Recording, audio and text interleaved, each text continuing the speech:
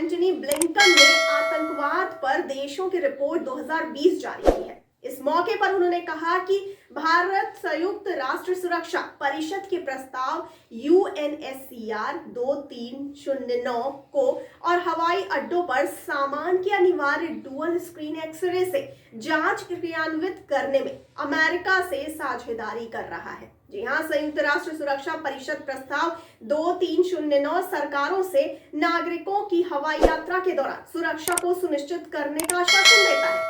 America की ओर से जारी की गई रिपोर्ट में यह दावा किया गया है कि नवंबर तक इस्लामिक स्टेट से भारतीय मूल के 66 लड़ाकों के जुड़ने की जानकारी मिली है। इसके अनुसार कोई विदेशी आतंकवादी लड़ाका अर्थात FTF साल 2020 के दौरान भारत नहीं लौटा। आपको जानकारी के लिए ये भी बताते चलें कि इस रिपोर्ट में कहा गया है कि NIA ने इस्लामिक स्टेट से जुड़े 34 मामलों की जांच की और 160 लोगों को गिरफ्तार किया, जिनमें सितंबर महीने में केरल और पश्चिम बंगाल से अलकायदा से जुड़े 10 सदस्य शामिल हैं। आपको ये भी बताते चलें कि 2020 में 2019 के मुकाबले आतंकवादी घटनाओं की वजह से 10% ज्यादा लोगों की मौत हुई है। इस पर अमेरिकी विदेश मंत्री एंटनी ब्लिंकन ने बताया कि यह बताता है कि IS और अलकायदा का नेटवर्क बढ़ा है, खासकर अफ्रीकी देशों में। रिपोर्ट में उइगरों के उत्पीड़न को लेकर चीन पर भी निशाना साधा गया। आइए अब NIA के काम की रिपोर्ट में भारत की तारीफ के बारे में आपको बता देते हैं।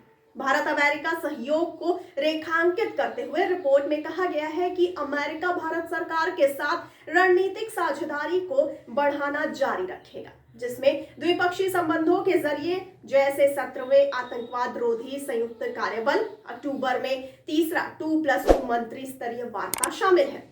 इस रिपोर्ट में राष्ट्रीय अन्वेषण अभिकरण अर्थात NIA सहित भारतीय आतंकवाद रोधी एजेंसियों की सक्रियता से अंतर्राष्ट्रीय एवं क्षेत्रीय आतंकवादी बलों की पहचान करने और रोकने के लिए प्रशंसा की गई है।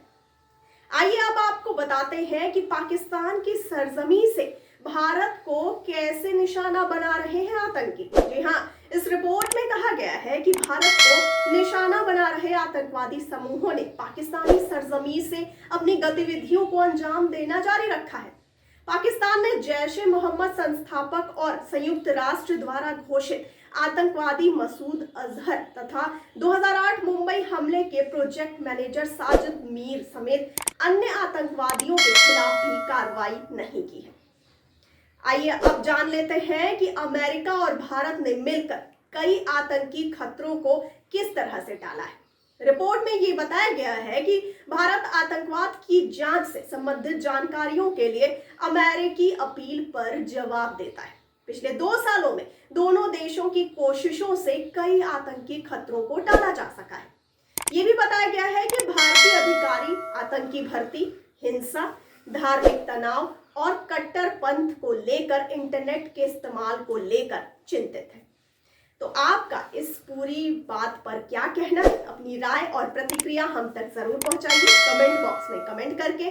साथ ही साथ अगर आपने अभी तक हमारे चैनल को लाइक, सब्सक्राइब और शेयर नहीं किया है तो फिर देर किस बात की, जल्दी करिए और मुझे दीजिए इजाजत। धन्यवाद।